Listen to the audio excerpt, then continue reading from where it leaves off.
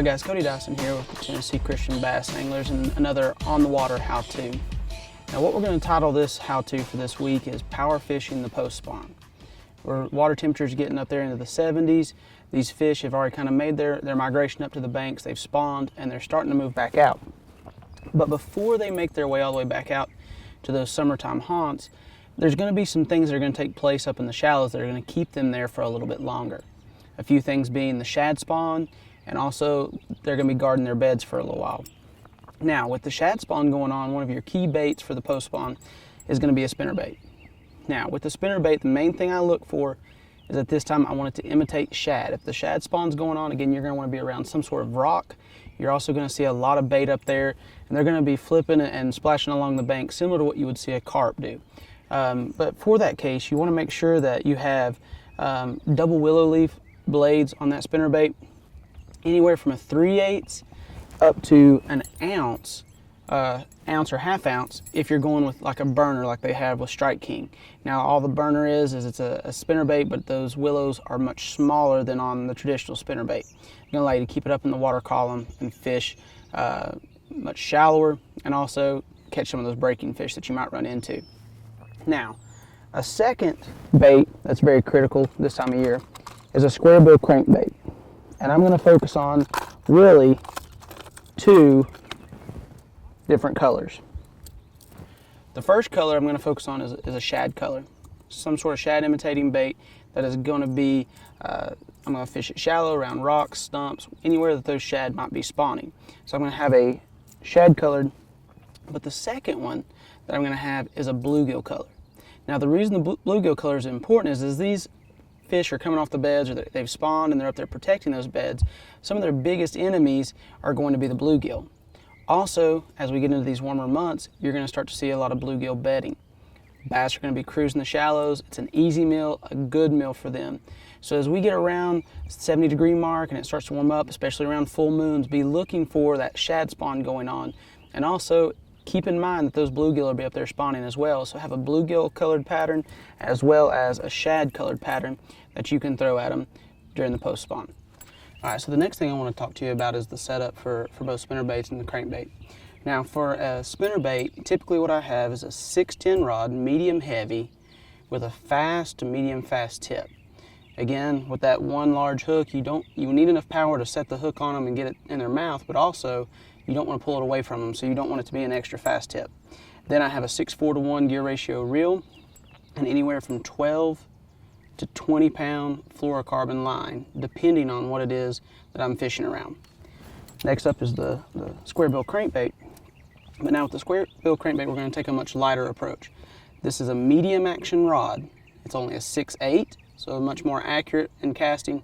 And then I pair that up with a 7:1-to-1 gear ratio reel. So a little bit faster reel for the square bill crankbait. But again, that super soft tip for those treble hooks, so that it's much easier for you to get in that mouth and keep it there with that bass while you're fighting him around the boat.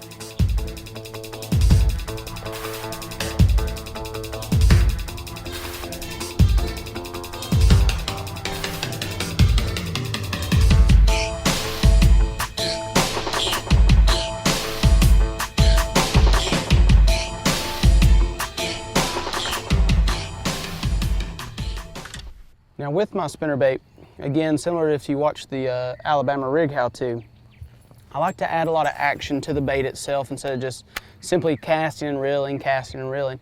As I work that bait back, I'm going to twitch it every once in a while just to make that skirt flare and give a little extra action. And it's also going to kill those blades and add a little flash to the bait as you're working it.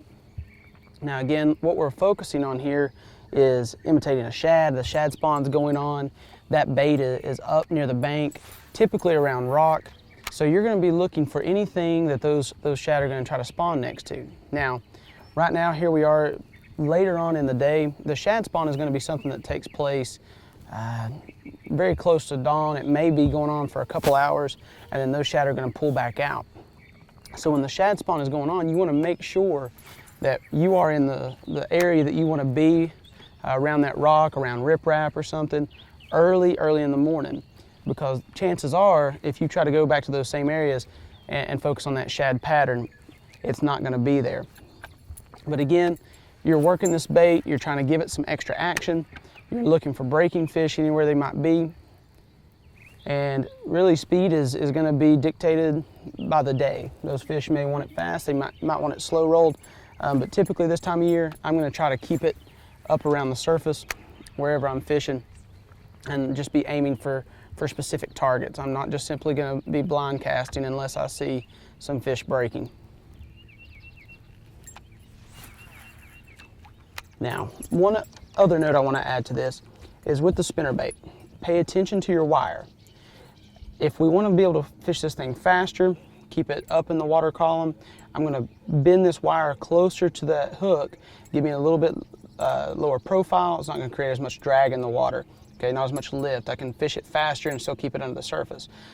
Or, opposite being true as well, if I want to create a little more drag, I can stretch that wire out just a little bit from the hooks, create a little more drag, fish it a little bit slower. So keep that in mind about your spinnerbait, that you can adjust that wire to affect how that bait comes through the water column as well. Other things to think about is waking a spinnerbait. You think about that burner from Strike King, it's got those smaller blades on it. Whenever I'm trying to wake a spinnerbait, I'm going to pick up the tip of my rod as well as the pace. And really, I'm going to wait until I can see ripples on the water, and then I'm going to try to get it to where it'll break the surface. And it's all right for it to break the surface. Again, those shatter up breaking the surface. I'm just trying to get it up there and work it until I'm creating a ripple, kind of a trail behind the bait, which you'll often see when these fish are out here breaking and they're chasing. You'll see different areas where those shad are moving, and they'll be leaving a trail behind them as they go. So those fish use that as a tracking device on them. So you might want to try the same thing. But again, I recommend the burner by Strike King when you're trying to wake the spinnerbait. Waking these Pro Series spinnerbaits gets a little bit tougher, they're heavier. Those larger blades wants to pull it out of the water a lot. So it's much harder to keep that bait just under the surface of the water.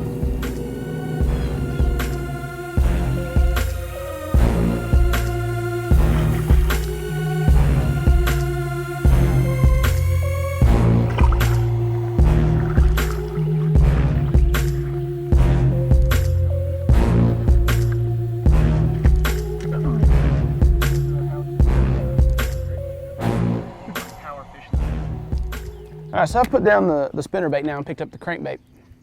Now, I still may twitch that crankbait one time just to make sure the hooks are clear and it's not fouled up, but I'm not gonna sit here and be twitching this bait like I might that spinnerbait to give it action.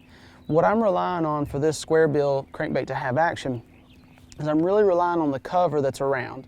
So if I see a stump or if I see a rock, I'm gonna aim for that stump or that rock and I'm gonna try to bounce it off of it.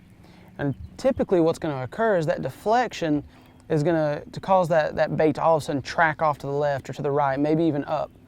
But that deflection is going to get you that reaction bite from that bass. So again, I'm not really adding any action to this bait.